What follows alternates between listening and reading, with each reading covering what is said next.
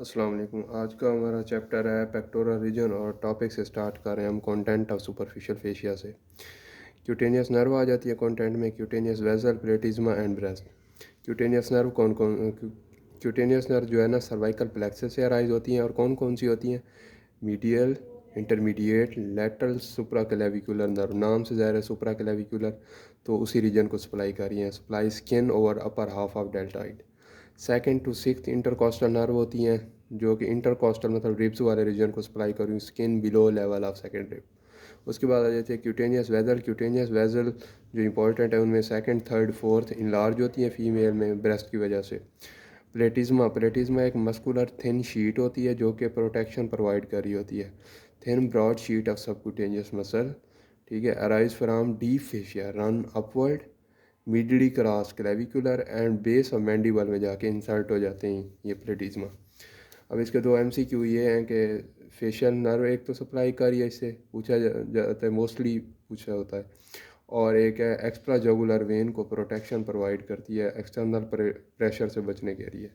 चौथा है content breast. Breast जो कि आज हमारा मेन टॉपिक है। ब्रेस्ट के एमसीक्यू हैं vertically extend from second to sixth rib, MCQ आ जाता है। और हॉरिजॉन्टली जो है ना लेटरल बॉर्डर ऑफ स्टर्नम से मिड एक्सिलरी लाइन तक एक्सटेंड करता है।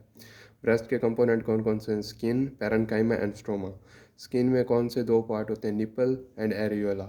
निपल जो कि कॉनिकल प्रोजेक्शन होती है, और जो कि और निपल को जिसने सराउंड किया होता है डार्क पिगमेंटेड एरिया होता है जिसे हम एरियोला कहते हैं, जिसमें मॉडिफाइड सीबेशियस ग्लैंड होते हैं जो कि लैक्टेशन और प्रेगनेंसी के वक्त इनलार्ज हो जाते हैं, और उस वक्त हम उन्हें कहते हैं ट्यूबरकल ऑफ मॉन्टगोमरी। 15 से 20 लैक्टिफेरस डक्ट होती हैं उसमें ब्रेस्ट में। दूसरा कंपोनेंट है पैरेन्काइमा। पैरेन्काइमा जो कि कॉम्प्लेक्स होता है ट्यूब्यूलो एल्वियोलर ग्लैंड। ये तीन चीज़ें इसमें आ जाती हैं। फंक्शन क्या होता है? Milk secretion. अब ये ट्यूब्यूलो एल्वियोलर ग्लैंड का क्या काम है, कैसे ये करते हैं? 15 से 20 लोब होते हैं। हर लोब में एल्वियोलाई के क्लस्टर होते हैं। एल्वियोलाई के क्लस्टर जो है ना उनको ड्रेन कर रही होती हैं लैक्टिफेरस डक्ट। लैक्टिफेरस डक्ट जो कि फिर ओपन होती हैं किस में? निपल में। तो अभी वो निपल में जब ओपन हो रही होती है ना तो उनके टर्मिनेशन पॉइंट के ऊपर थोड़ी सी डायलेशन होती है जिन्हें हम कहते हैं लैक्टिफेरस साइनस। ये भी एमसीक्यू है। तीसरा कंपोनेंट है stroma.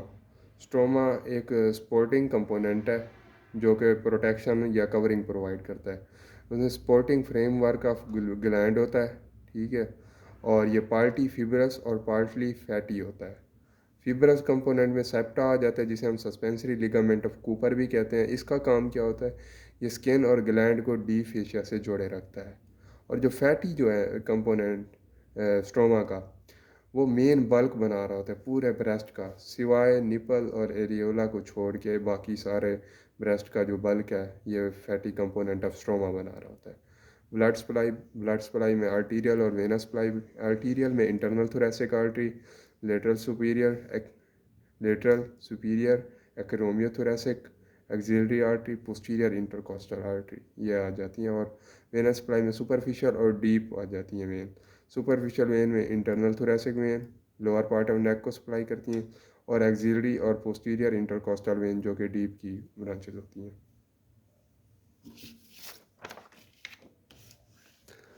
Nerve supply, nerve supply में 4 to 6 इंटरकॉस्टल नर्व होती हैं।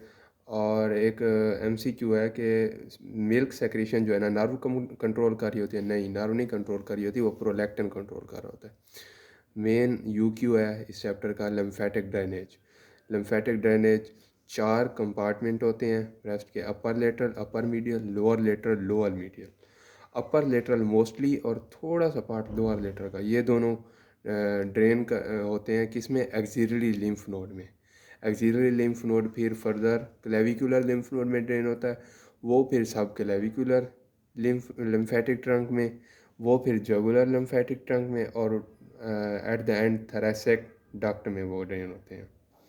और इसी तरह दूसरी साइड में अपर मीडियल मेजर और लोअर मीडियल का थोड़ा सा पार्ट, मतलब बुक में लिखा हुआ है कि अपर लेटरल जो है ना इधर जाता है और अपर मीडियल सिर्फ, लोअर नहीं जाते, लेकिन थोड़ा सा लोअर का पार्ट जाता है। तो अपर मीडियल जो है ना पैरास्टर्नल लिम्फ नोड में ड्रेन होता है। Parasternal lymph node broncho mid sternal lymphatic trunk, broncho mid sternal lymphatic trunk. उसके बाद वो फिर जाता है जैसे सबक्लेवियन लम्फेटिक ट्रंक जा रहा था, ये भी जुगुलर लम्फेटिक ट्रंक में जाता है और थोरेसिक डक्ट में ड्रेन होते हैं। और जो लोअर मीडियल और लोअर लेटरल कंपार्टमेंट है वो दोनों एब्डोमिनल लिम्फ नोड में होते हैं, ड्रेन होते हैं, जिसका दूसरा नाम है सब diaphragmatic inferior phrenic lymph node.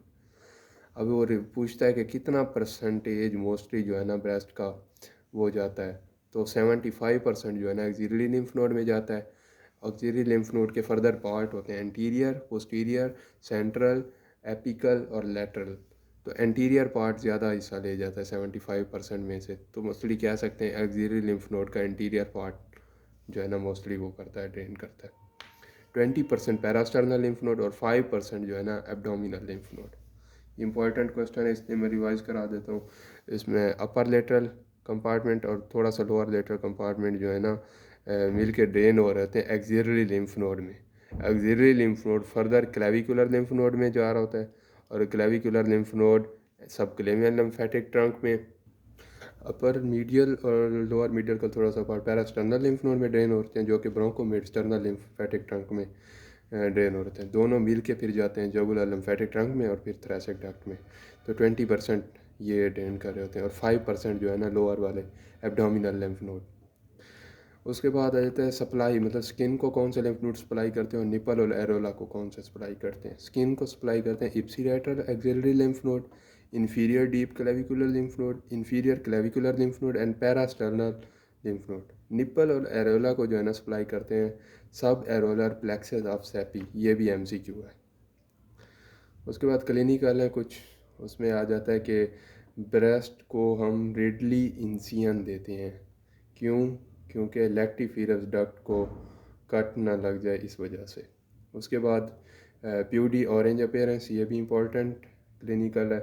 उसमें यह है कि सुपरफिशियल लिम्फेटिक वेसल जो होती हैं ब्रेस्ट की, उनकी अगर ऑब्स्ट्रक्शन हो जाए या कैंसरस कोई पार्टिकल उनमें फंस जाए तो उसकी वजह से एडिमा हो जाता है स्किन का और ऑरेंज कलर की हो जाती है, फिर हम उसे प्यूडी ऑरेंज अपेयरेंस कहते हैं।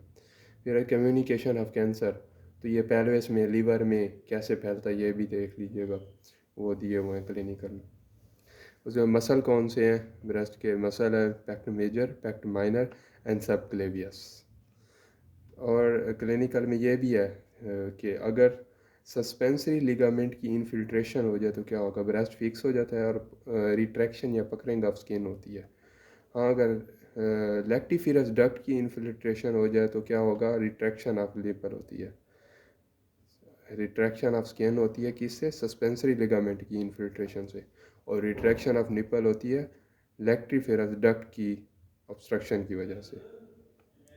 उसके बाद फेशियाज हैं, clavipectoral fascia, bilaminar tendon of pect major और deep pectoral fascia. Clavipectoral fascia important है, इनकी बाउंड्री करनी होती है तो ये मैं बता देता हूँ।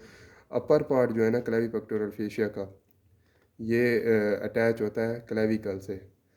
क्लेविकल से कैसे अटैच होता है, ये जो है ना यहाँ पर स्प्लिट होता है, स्प्लिट होकर सब क्लेवियस मसल को कवर करता है और इंक्लोज होकर मतलब उसे कवर करता है और क्लेविकल से अटैच होता है। तो पूरा लिखना है तो ज़्यादा मतलब अच्छा रहेगा। और इन्फीरियर पार्ट वो भी इसी तरह स्प्लिट होता है, स्प्लिट होकर फिर इंक्लोज करता है किसको, पैक्ट माइनर मसल को। फिर मिडली अटैच होता है एक्सटर्नल इंटरकोस्टल मसल से और लैटरली अटैच होता है फेशिया कोराकाइड प्रोसेस से।